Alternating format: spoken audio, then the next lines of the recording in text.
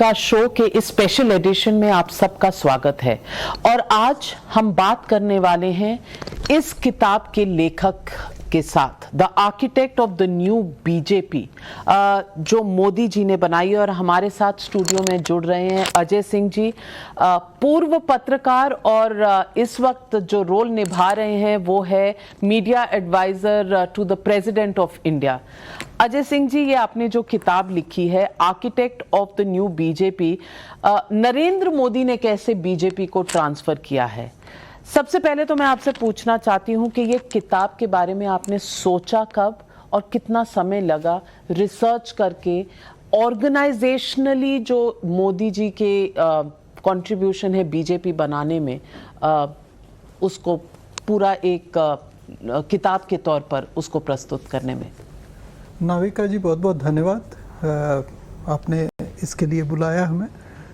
सबसे पहले तो बताएं कि 2017 के आसपास की बात है, जबकि मुझे लगा कि बीजेपी के ऑर्गेनाइजेशनल स्ट्रक्चर पे बुक्स हैं बहुत सारी।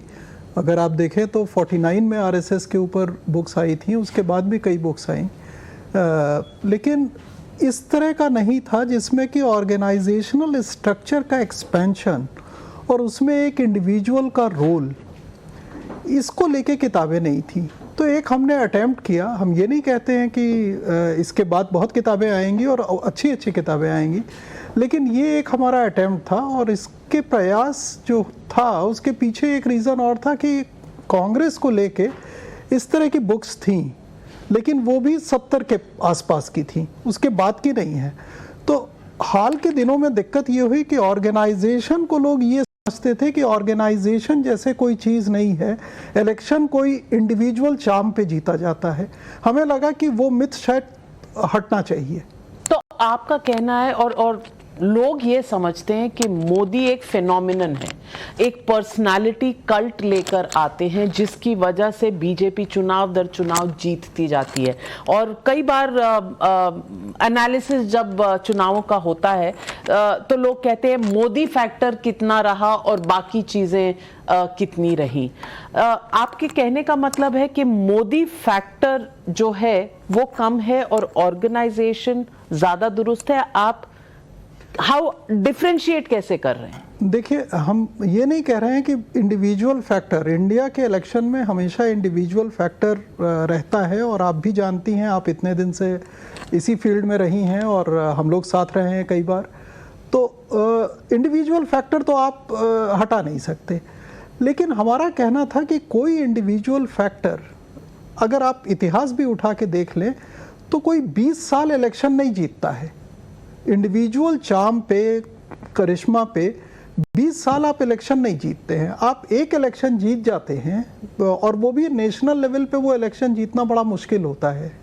वीपी सिंह का एक आप एक्सेप्शन छोड़ दें, या इस तरह के एक आध एक्सेप्शन स्टेट में छोड़ दें, तो अगर आपके पास ऑर्गेनाइजेशनल बैकिंग नहीं होती है तो आप लगातार 20 साल इलेक्शन जीतेंगे, ये नहीं होता है। तो हमारा फोकस वही था कि ऑर्गेनाइजेशन कैसे इन्होंने बिल्ड किया, और उसमें मेथड्स इन्होंने कौन कौन से अपनाए जो कि कन्वेंशनल भी थे और कन्वेंशनल नहीं भी थे।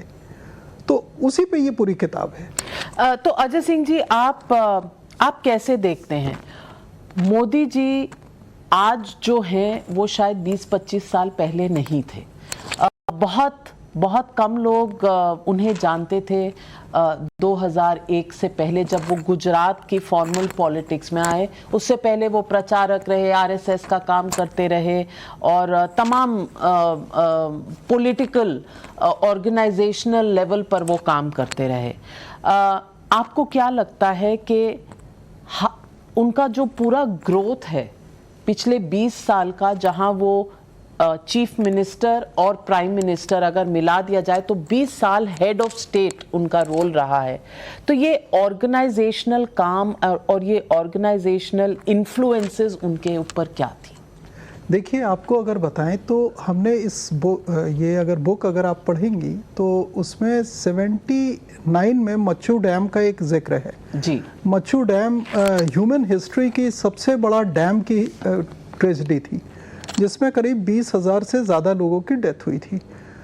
मच्छू डैम जब हुआ था टूटा था, तो उसमें मोदी जी आरएसएस में थे और वो जाके उन्होंने वहाँ पे बहुत सारा जो काम होता है रिलीफ का काम, जी बहुत रिलीफ का काम किया। और वो मिक्स लोग थे, मतलब हिंदू और मुस्लिम दोनों थे, वहाँ पे इनका काम था। वहाँ से अगर आप देखें तो उसके बाद अहमदाबाद में इलेक्शन हुए थे, वो रोल देखे, फिर स्टेट इलेक्शन में देखे, तो ये धीमे धीमे ऑर्गेनाइजेशनल जो बिल्डअप इन्होंने शुरू किया। और सबसे बड़ी बात ये है कि नॉर्मली बीजेपी के साथ ये माना जाता है कि आप संगठनिस्ट मेथड होता है जिसमें आरएसएस के लोग आते हैं। इन्होंने जो एक्सपेंशन किया उसमें जो आइडियोलॉजिकली डिफरेंट लोग थे उनको भी लाया और उनको लाके ये एक्सपेंड करते गए ऑर्गेनाइजेशन को। तो ऑर्गेनाइजेशन को एक्सपैंड करते रहे, पर आइडियोलॉजी ड्रिवन था। आरएसएस का एक ब्लूप्रिंट होता है काम करने का, उससे ड्रिवन था। उसमें इनोवेशंस उन्होंने खुद की क्या डाली, इसके बारे में थोड़ा विस्तार से दर्शकों के साथ शेयर करें। देखिए, इनोवेशंस बहुत सारे थे, मतलब इनोवेशंस एक नहीं थे। अगर गुजरात एक बड़ा इजी स्टेट नहीं था, नॉर्मली लोगों को ये लगता है आज के दिन जब देखते हैं तो उनको ये लगता है कि बहुत आसान स्टेट था और भाजपा का वहाँ पे कोई स्ट्रॉन्ग बेस्टियन था, जो कि सही नहीं है। गुजरात में बीजेपी का जो भी डेवलपमेंट हुआ वो 91 के बाद का हुआ। 89 के आसपास से स्टार्ट हुआ था, लेकिन उसके बाद से वहाँ पे एक कंसिस्टेंट जो उनका डेवलपमेंट हुआ वो फिर नहीं रुका। और उसके पीछे इनका सबसे बड़ा जो इनकी टेक्निक थी वो ये थी कि अनकन्वेंशनल मेथड्स, यानी पीएसपी, जो कि बीजेपी से आइडियोलॉजिकली लिंक नहीं थी, पीएसपी के लोग इन्होंने रोप इन किए अपने यहाँ और उनको सामने रखा। अगर बाहर से लीडर्स आ रहे हैं और वो अच्छे हैं तो उनको लेने में इनको ज़रा सी भी दिक्कत नहीं होती थी और पार्टी का एक्सपेंशन उससे होता जाता था। बीच बीच में कुछ दिक्कतें हुई, जैसे वाघेला वाला इशू हुआ था, वो सब हुआ तो उससे थोड़ा सा दिक्कत हुई, लेकिन उसके बाद फिर जब लौट के आए तो इन्होंने उसको अच्छे ढंग से कर लिया। तो आप कह रहे हैं कि पार्टी की एक्सपेंशन या बाहर से लोग लाना ये कोई नई परंपरा नहीं है। आजकल बीजेपी की क्रिटिसिज्म होती है कि आइडियोलॉजी की क्या बात है, क्योंकि बीजेपी कहीं से भी किसी भी पार्टी से अपनी पार्टी में समा लेती है लोगों को। और तमाम बड़े लीडर अगर आप रिसेंट हिस्ट्री में देखें तो चाहे वो ज्योतिरादित्य सिंधिया हो, जितिन प्रसाद हो, आरपीएन सिंह हो, बहुत सारे लीडर्स कांग्रेस से बीजेपी में आए हैं। हाल ही में गोवा का पूरा कांग्रेस लिटरली बीजेपी में समा गया है।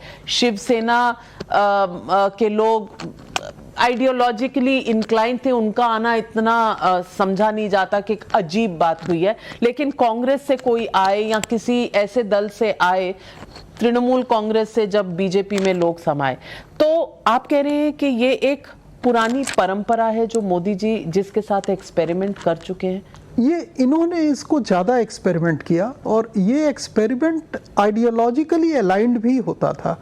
अब जैसे असम, आपने एक एग्जांपल अगर आप देखेंगे आपके आंख के सामने हुआ, हिमंत बिस्व शर्मा, बिल्कुल, और आइडियोलॉजिकली भी अलाइंड है। और वो कोई ऐसा नहीं है कि पहले से इनके साथ हूँ, तो आप उनको लाए और अच्छे ढंग से रखा। इसी तरह आइडियोलॉजिकली अगर कोई आदमी डायगनली अपोजिट भी हो रहा है, बिहार का इस इंस्टेंस आपके सामने है, तो इस तरह की जो एक्सपेरिमेंट्स थे उसने इसको एक्सपेंशन बहुत दिया बीजेपी को, जो कि एक्सपेंशन बाकी पार्टीज चूंकि ऑर्गेनाइजेशन को ध्यान नहीं दी, इनका फोकस लगातार ऑर्गेनाइजेशन पे रहा, जिसकी वजह से ऑर्गेनाइजेशन और सरकार ये दोनों का एक अजीब सा इन सिंक ये चलते थे। और वो अगर आप देखें तो वो शायद किसी और पार्टी में हमने नहीं देखा है, मतलब इवन रीजनल लेवल के पार्टीज में उस तरह का जो सिम्फनी है वो दिखाई नहीं देता। तो अजय सिंह जी, मैं पूछना चाहती हूँ, आप पत्रकार रहे होंगे उस दौर में जब मैं भी थी। वाजपेयी जी का एक ईरा था उसमें स्वदेशी जागरण मंच या आरएसएस से इस तरह की बहुत सी न्यूज़ रिपोर्ट्स आया करती थी कि तालमेल पूरा सही नहीं है, वाजपेयी जी थोड़ा अलग सोचते हैं, आरएसएस की अलग है, मनमुटाव चल रहा है। इस तरह की कई चीज़ें रिपोर्ट हुआ करती थी उस दौर में, और कई किताबों में भी इसका उल्लेख किया गया है। हम लोग ने खुद भी रिपोर्ट किया है। हाँ, बिल्कुल, हम सब ने रिपोर्ट किया है, लेकिन उस तरह का कुछ डिसोनेंस दिखता नहीं है मोदी इरा में। 8 साल जो मोदी के रहे हैं, आरएसएस के साथ कोई मनमुटाव हो या इस तरह की कहानियां अब आती नहीं हैं। इसमें इसका राज क्या है? देखिए, राज बहुत साफ है। डिसोनेंस चूंकि आइडियोलॉजिकली पूरी तरह से अलाइंड होने की वजह से डिसोनेंस उस समय जो दिख जाता था, उस समय जो अखबारों में भी आ जाता था, और एक तो वाजपेयी जी की जो सरकार थी वो अपने दम पे नहीं था, उसमें कोलिशन था, तो उसमें कई फैक्टर्स और भी आ जाते थे।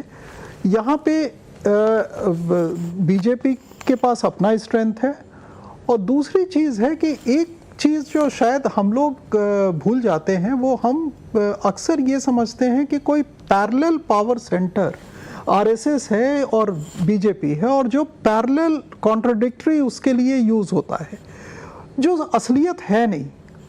अगर आप देखें तो दोनों एक दूसरे को हेल्प करते हैं। कहीं कहीं कोई अगर डिफरेंसेस भी होते हैं तो वो बैठ के उनके यहाँ जो रिजोल्यूशन का सिस्टम है वो बहुत ही अच्छा है, और हमारे यहाँ दिक्कत जो राजनीतिक एनालिस्ट हैं उनकी ये है कि वो इस बात को मानने को तैयार नहीं होते हैं कि ये पैरेलल सेंटर्स नहीं है, ये एक दूसरे को हेल्प करते हैं, कॉम्प्लीमेंट्री है, कंपीटिंग नहीं। नहीं, बिल्कुल नहीं है, बिल्कुल नहीं है। सवाल लोग ये भी पूछते हैं कि मोदी मॉडल जो है वो ऑर्गेनाइजेशनल मॉडल किस बुनियाद पर बेस्ड है? कोई इन्फ्लुएंसेस ऐसे उनकी लाइफ में, जैसे अडवाणी जी के रथ यात्रा में वो ऑर्गेनाइजर थे, प्रमोद महाजन जी भी थे उस दौर में एक नेता जिन्हें ऑर्गेनाइजेशनली माना जाता था, और एक तरह का मॉडर्न जो वॉर रूम टेक्नोलॉजी शायद सबसे पहले प्रमोद महाजन के द्वारा सुनी गई थी। क्या इन्फ्लुएंस, आपने बहुत लोगों से बात की होगी ऑर्गेनाइजेशनल लेवल पे, क्या इन्फ्लुएंसेस रहे हैं? देखिए, हमने इस बुक के लिए 4.5 साल का टाइम लिया, जो कि बहुत ज़्यादा था, और चूँकि आप रही हैं, मतलब आप हैं पत्रकारिता में और अखबार में भी आपने काम किया है, तो 1000 वर्ड तो हम लोग बड़े आराम से लिख लेते हैं, लेकिन 60,000 वर्ड लिखना हमें समझ में नहीं आ रहा था, मतलब कैसे लिखेंगे, क्या करेंगे। तो टाइम तो बहुत लिया, लेकिन 100 लोग से ज़्यादा हमारी बातचीत हुई है, और उसमें कई एस्पेक्ट्स इनके आए हैं। एक तो ये था जो आपने सोमनाथ वाली यात्रा का जिक्र किया। सोमनाथ यात्रा में हमें आडवाणी जी ने ये कहा कि जब सोमनाथ से यात्रा निकली तो जिस तरह का लोगों में रिसेप्शन था, उसको देख के प्रमोद महाजन ने उनसे कहा कि ये देखिए, यहाँ पे आपको तो सपोर्ट मिल जा रहा है, लेकिन आप ये मान के चलिए कि जब हमारे स्टेट में पहुँचेंगे तो इतना सपोर्ट नहीं होगा। लेकिन यानी कि महाराष्ट्र, हाँ, महाराष्ट्र में वो उनको लग रहा था कि इतना सपोर्ट वो कहाँ से लाएंगे महाराष्ट्र में। लेकिन हुआ ये कि जो जिस तरह का सपोर्ट मिला था वो कंटिन्यू रहा महाराष्ट्र में भी। तो मोदी जी ने वहाँ पे जो सपोर्ट दिया, जो यात्रा के लिए वो किया, उसमें जो रास्ते वो ले गए थे वो जानबूझ के ऐसे एरियाज से ले गए थे जहाँ पे बीजेपी का बेस स्ट्रांग नहीं था, और वो पूरी यात्रा उन्हीं जगहों से निकली जो डोमिनेटेड थे ट्राइबल एरियाज से, एससी से, या वो एरियाज जहाँ पे इनएक्सेसिबिलिटी थी, और वहाँ पे इन्होंने अच्छा वो किया। तो हम ये कह रहे हैं कि ये जो स्ट्रेटजीज थी ना, वो अपने आप में अद्भुत थी, जो बीजेपी में पहले इस तरह की नहीं थी। हमें एक आप जानती होंगी हरीन पाठक, जो MOS होम थे जी, आडवाणी जी के साथ जी, तो उन्होंने हमसे कहा कि हम लोग इलेक्शन ये जानते थे कि कोई बड़ा नेता दिल्ली से आता है, स्पीच देता है और वो चला जाता है, और उसके बाद हम लोग इलेक्शन जीत जाते हैं। ये इन्होंने पूरा चेंज कर दिया कि ये सच नहीं है, आप इलेक्शन जीतते हैं ऑर्गेनाइजेशन के दम पे, नेता आएगा वो स्पीच देगा, लेकिन नेता के आने से और स्पीच देने से आप इलेक्शन नहीं जीतेंगे। तो वो पहले की जो तैयारी होती है जो आज नजर आती है ग्राउंड लेवल पे, जिसे बाकी राजनीतिक दल शायद मैच नहीं कर पा रहे, कम से कम इस दौर में तो ऐसा ही लग रहा है कि उस तरह की प्लानिंग को कोई मैच नहीं कर पा रहा, शायद इसलिए बाकी राजनीतिक दल पिछड़ रहे हैं। बिल्कुल सही। आप देखिए ना, कांग्रेस जो था 40s 50s में जो ऑर्गेनाइजेशनल स्ट्रक्चर था उसको आज तक उनके साथ चल रहा है। मतलब अभी भी आप देखिए तो एक अच्छा खासा वोट शेयर उनके साथ है, लेकिन वो ऑर्गेनाइजेशनल स्ट्रक्चर 60 का है। और इंदिरा जी के टाइम में आते आते ऑर्गेनाइजेशन पे उन्होंने ध्यान देना बंद कर दिया, और उसके बाद के लोग जो आए उन्होंने ऑर्गेनाइजेशनल स्ट्रक्चर को छोड़ ही दिया। लेकिन वो इतने दिन से इनको साथ में लेके चल रहा है। वैसे ही बीजेपी आज उसी स्थिति में है जो 60 में कांग्रेस थी। जो पोल पोजीशन जिसे कहते हैं वो इन्होंने एक्वायर कर लिया है, और हमें नहीं लग रहा है कि आने वाले कुछ सालों तक, सालों क्या, कुछ डिकेड्स तक इनका कोई मैच कहीं हमें दिखाई दे रहा है।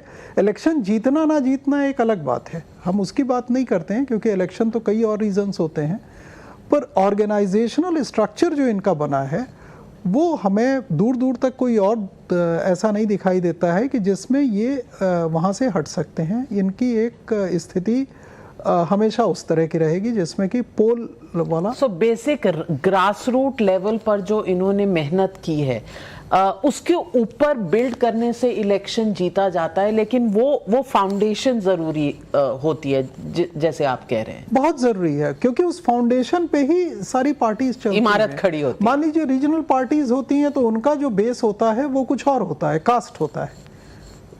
उनके पास भी स्ट्रक्चर होता है पार्टी का, लेकिन वो कास्ट होता है। लेकिन यहाँ पे इनके पास कास्ट नहीं है, तो इन्होंने नेशनल लेवल पे जो एक्सपेंशन किया है वो अपने आप में अद्भुत है। और दूसरा, नाविका जी आप खुद देखें कि आज से 10 साल पहले आपसे कोई कहता कि नॉर्थ ईस्ट में बीजेपी बहुत स्ट्रांग होगी, आप मानती क्या? बिल्कुल नहीं, मैं तो नहीं मानता, बिल्कुल नहीं। लेकिन आज नॉर्थ ईस्ट में बहुत स्ट्रांग है। सही कह रहे हैं आप। आपने कहा आप 100 लोगों से आपने बातचीत की, बहुत रिसर्च की इस किताब के लिए। इन 100 लोगों में क्या नरेंद्र मोदी जी खुद थे? उन्होंने कोई एक्सपीरियंसेस आपके साथ, कोई इंसाइट्स शेयर किए? नहीं, अगर उनसे बात ना होती तब तो मैं लिख भी ना पाता, क्योंकि मैं जिस आदमी पे किताब लिख रहा हूँ, जिनके ऑर्गेनाइजेशनल स्किल पे, और उनसे भेंट ही ना हो तो ये तो असंभव है। और दूसरा, मैं उनसे 95 में जब वो यहाँ पे थे तब से मैं उनसे मिलता था, तो कई बार बात हुई, लेकिन वो उस समय तो खैर हमारे इसमें था भी नहीं कि हम ये लिखने जाएंगे बुक। और उस समय ये भी नहीं पता था कि वो प्रधानमंत्री बनेंगे और आप press secretary to the prime minister बनेंगे, प्रेस सेक्रेटरी टू राष्ट्रपति, टू द प्रेसिडेंट बनेंगे। जी। तो एकदम अंदाज ही नहीं था। तो अच्छा, और दूसरा, उस समय तो एक्टिव राजनीति में वो थे भी नहीं, लेकिन कई बार बातें हुई। हाँ, ये जब हम लिखना शुरू किए 17 के बाद, जब हमने ये शुरू किया, तो कई बार कुछ संशय होते थे, कुछ डाउट्स होते थे, जिसमें कि हमें लगता था कि ऑर्गेनाइजेशनल स्ट्रक्चर पे हमें शायद ये चीज़ ठीक, क्या हमारी जो अंडरस्टैंडिंग है वो ठीक है, और वो शायद उन्हीं से दूर हो सकती थी। तो जब हमें कुछ ऐसा लगा और हमने उनसे अटेम्प्ट किया बात करने का, तो उन्होंने बात किया, उन्होंने अच्छा समय दिया, एडिक्वेट टाइम दिया। कितनी ऐसी मीटिंग्स रही होंगी? कोई काउंट करना मुश्किल है, लेकिन ठीक ठाक टाइम था। जब भी हमें लगता था 15-20 नहीं, 15-20 तो बहुत ज़्यादा, प्राइम मिनिस्टर से इतना टाइम 4-5। हाँ, लेकिन 3-4 बार तो इसी चीज़ के लिए हम गए और हमने पूछा, तो उन्होंने हमें बताया कि नहीं नहीं, ये ऐसे ऐसे है। जैसे एक सवाल जो अक्सर लोग पूछते हैं, और वो ये कि कैरिस्मेटिक आप हैं इसलिए ये जीतते हैं, तो उस पे उनका बड़ा साफ था कि कैरिस्मेटिक बीजेपी में वाजपेयी जी ही थे, उसके बाद कोई नहीं था। वाजपेयी जी में वो चार्म भी था, करिश्मा भी था, लेकिन अगर कोई हमारा कंसिस्टेंट वर्क ना देखे तो हमारे अंदर वो वाला I am not endowed with that kind of करिश्मा। वो पोइट्री और हाँ, वही, हाँ, तो वो अच्छा। और ये चीज़ समझना, ये जैसे हमें नहीं समझ में आती दूर से, हम भी यही मानते कि साहब बहुत चार्म है तो इसलिए इलेक्शन आप जीतते हैं, लेकिन ये रियलिटी नहीं है। और इस अंडरस्टैंडिंग को रखना at the level of prime minister, ये वो खुद मानते हैं, क्योंकि लोग कहते हैं कि मोदी जी डिक्टेटोरियल स्टाइल है, यानी कि अपने आप को स्ट्रॉन्गेस्ट मानते हैं, और वो खुद ही कहते हैं कि करिश्मा वाजपेयी जी का था, मैं उतना नहीं हूँ। अद्भुत बात है, शायद ऑपोजिशन में, विपक्ष में कोई इस बात को मानेगा नहीं। यही नहीं, जैसे ऑर्गेनाइजेशन साइंस कहना, organisation training is a science, organisation को लेकर ट्रेनिंग करना, तो उस पे जैसे बड़ा अच्छा कोई कुछ एग्जांपल्स हैं जो कि हम ये नहीं कहेंगे कि उनकी तरफ से आए, लेकिन इन ड्यू कोर्स आए। वो ये था कि फिल्म देखने आप जाते हैं और फिल्म में 200 लोग एक साथ बैठे होते हैं, सब लोग एक देख रहे हैं फिल्म, सबका एक ही ऑब्जेक्टिव है फिल्म देखना, और अच्छे लोग हैं, लेकिन अचानक कोई सांप कह देता है तो आप भागने लगते हैं। वो ऑर्गेनाइजेशन नहीं है। ट्रेनिंग इसीलिए ज़रूरी है, अदरवाइज लोगों को लगता है कि ट्रेनिंग क्या है। तो ट्रेनिंग इसलिए ज़रूरी है कि सांप कहने पे अगर आप 200 लोग भाग रहे हैं, वो ऑर्गेनाइजेशन नहीं है। ट्विटर में आपके 10,000 लोग आपको वो करते हैं फॉलो, वो ऑर्गेनाइजेशन नहीं है। तो ट्विटर तो खैर ऑर्गेनाइजेशन हो ही नहीं सकता, ट्विटर तो लोगों को नीचे खींचने के लिए है आज के दौर में अगर देखा जाए तो। नहीं, लेकिन हम कह रहे हैं कि फंडामेंटल्स जो है वो बड़े स्ट्रांग हैं कि आप, अच्छा ये चीज़ें आप ऐसे नहीं समझ सकते हैं जबकि इन लोगों से बात ना करें।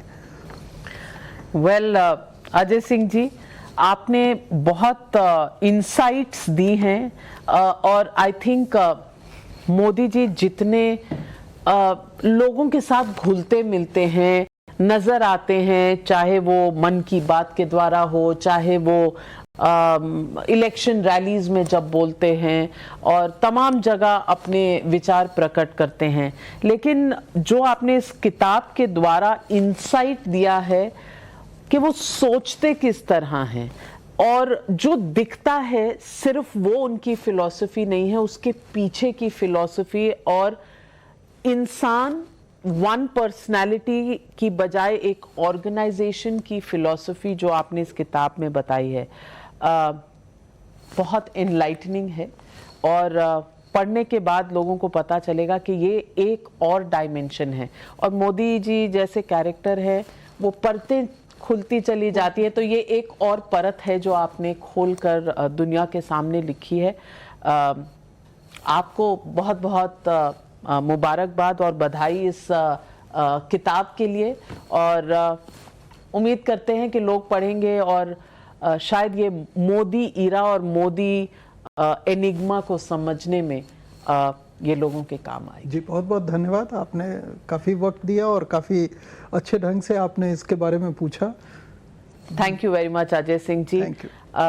पब्लिक के सवाल थे जो मैंने आपसे पूछे, जो पब्लिक जानना चाहती है, और उम्मीद करती हूँ दर्शकों आज पब्लिक के कई ऐसे सवालों का जवाब मिला होगा about the personality of prime minister Modi. Thank you.